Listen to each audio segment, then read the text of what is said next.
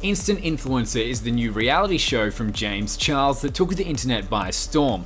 Do you know there was a tragedy that happened to one of the contestants? And do you want to know what else happened behind the scenes? Well, keep on watching because I'm also going to tell you what kind of impact the show had on the cast, social media, and who's had the biggest growth online. Here's a hint for you, it's not Ashley Strong. But first, hello hustlers, this is Young Hustle, where we break down the inner workings of the most famous hustlers on the internet. If that sounds like something you're interested in, please subscribe, turn on notifications so you never miss a thing. Now with that out of the way, let's roll.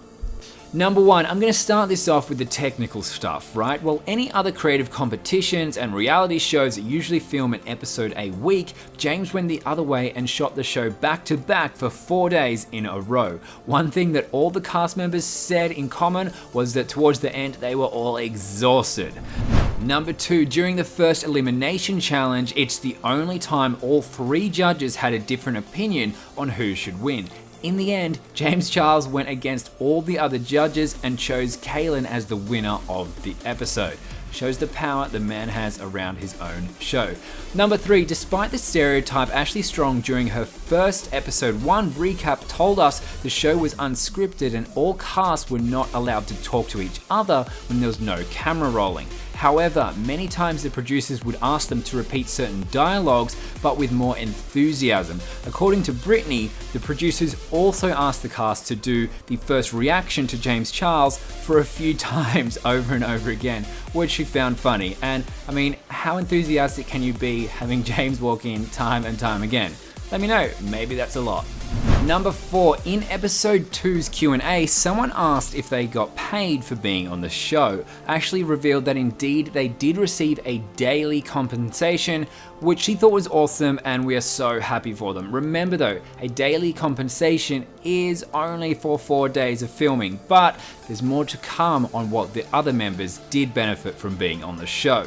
Number 5, Christian Perez aka Indigo was asked by a fan in his episode 2 Q&A whether they could use their own product. The answer was no, except for the first challenge that required all the cast to do their looks from home. We heard about it again when Ashley were talking about her winning look recap.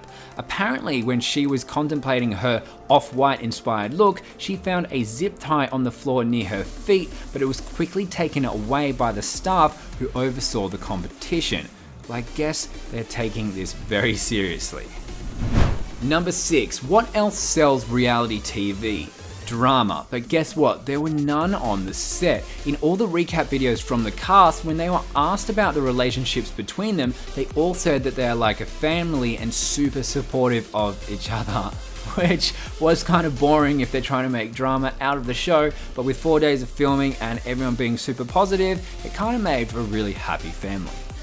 For number 7, I want to highlight that in episode 3, while the judges were commenting about Ashley's collab video with Nikita Dragon, Lipstick Nick pointed out that Nikita was going to talk about some real shit, but then the video cut back to Ashley talking about her teen mum experience. Later, Ashley came out with a reaction video saying Nikita did finish the story in person, but she told Ashley to cut it during the editing.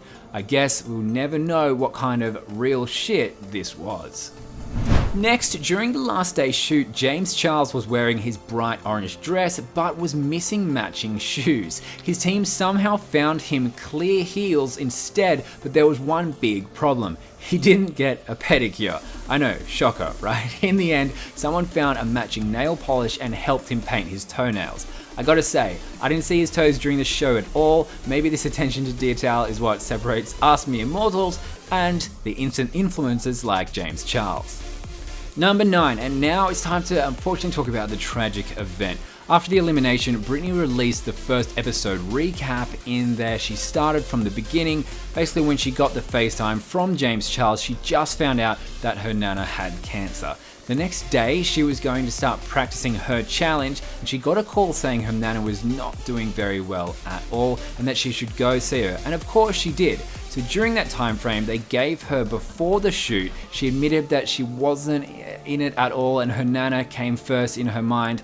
As you could see from the show, she was heartbroken and in part, she thought she let her nana down. Things got worse for her when she was on her way home after the elimination. Her nana passed away one day before she got home.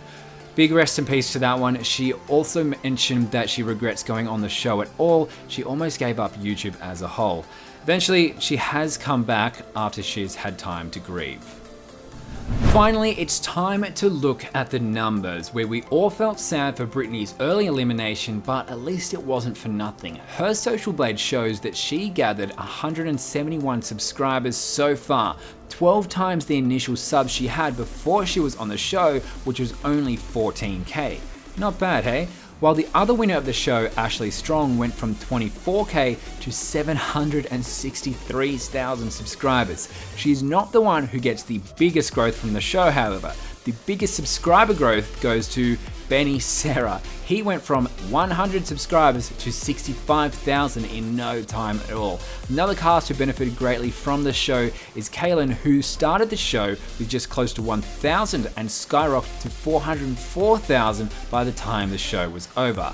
This proved exposure is everything, and all the cast members are still growing today. That's it for today, guys. Are all these facts making you want to watch Instant Influencer Season 2 even more? What's your opinion about some of these facts? Would you watch the second season, or are you kind of just going to let this one slide? Let us know in the comment section down below. And before you go, don't forget to hit subscribe. And remember, do it right, don't do it at all. See you on the next one.